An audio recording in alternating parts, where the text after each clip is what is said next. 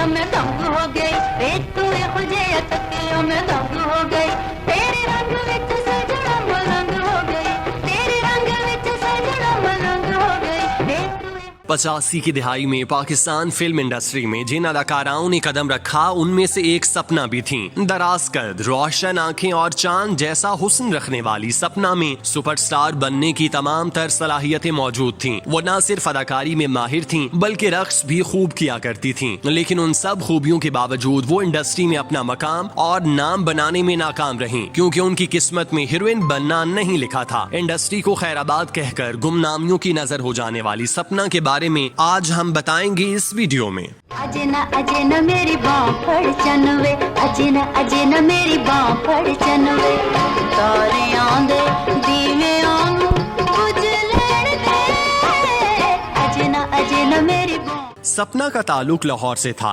कुदरत ने सपना को बेपनाह हुस्न से नवाजा था। जो भी उसे देखता था देखता रह जाता। सपना ने जिस जमाने में आंख खोली उस वक्त लॉलीवुड इंडस्ट्री अपने जौबन पर थी। अंजुमन, बाबरा शरीफ, नीली और नादरा समेत कई दीगर बड़े नाम इंडस्ट्री से वाबस्ता थे और अपनी अदाकारी का लोहा मनवा रहे थे। सपना ने जब फिल्म की रंगारंग दुनिया देखी तो उनके अंदर भी अदाकारी का शौक पैदा हुआ, जिसे पूरा करने के लिए उन्होंने कोशिशें शुरू कर दी। क्योंकि सपना खूबसूरत थी और उनके नए नक्श हीरोइन वाले थे तो उन्हें कैमरे के सामने आने में ज्यादा देर नहीं लगी। उस वक्त डायरेक्टर स्क्रीन पर एक के बाद एक हीरोइन को मुतारिफ करा रहे थे। क्योंकि मकबूल अदाकाराओं के पास नई फिल्में करने के लिए तारीखें नहीं होती थीं, तो उनके मुकाबले में नए चेहरों को सामने लाया जाने लगा और सपना भी उनमें से एक थी। सपना ने अपने करियर का आगाज 1985 में रिलीज होने वाली फिल्म जगावर से किया, जिसके डायरेक्टर आबिद शुजा थे। इस फिल्म में सपना को लीड हीरोइन के तौर पर कास्ट किया गया, जबकि उनके हीरो अकमल के बेटे शहबाज अकमल थे। इस फिल्म की दीगर कास्ट में फिरदौस, औरंगजेब लगारी समेत कई दीगर नाम भी थे। सपना का लॉलीवुड में डेब्यू तो हीरोइन के तौर पर हुआ, मगर उनकी फिल्म बुरी तरह नाकाम हुई, जिसके बायस उनके करियर पर सवालिया निशान लग गया।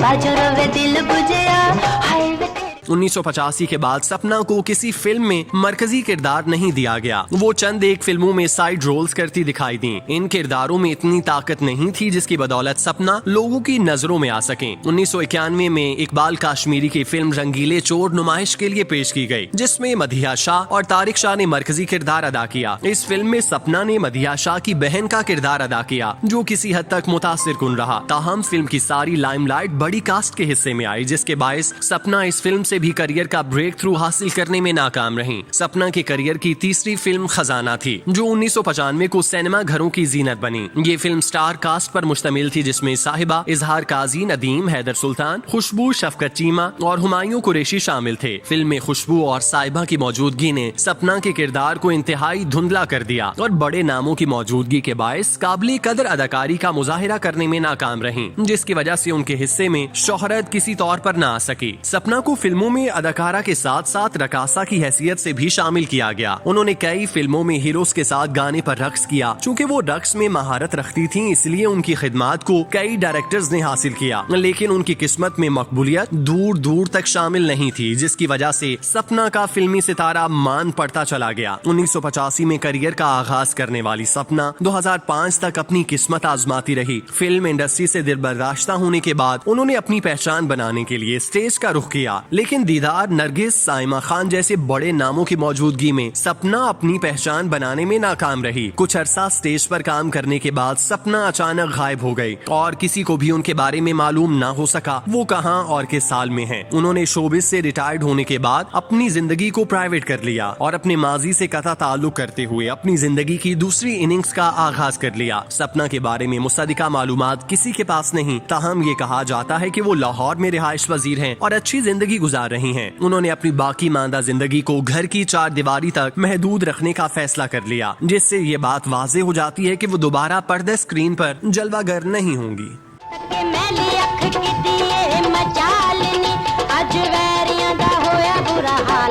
खुशियां मना रज के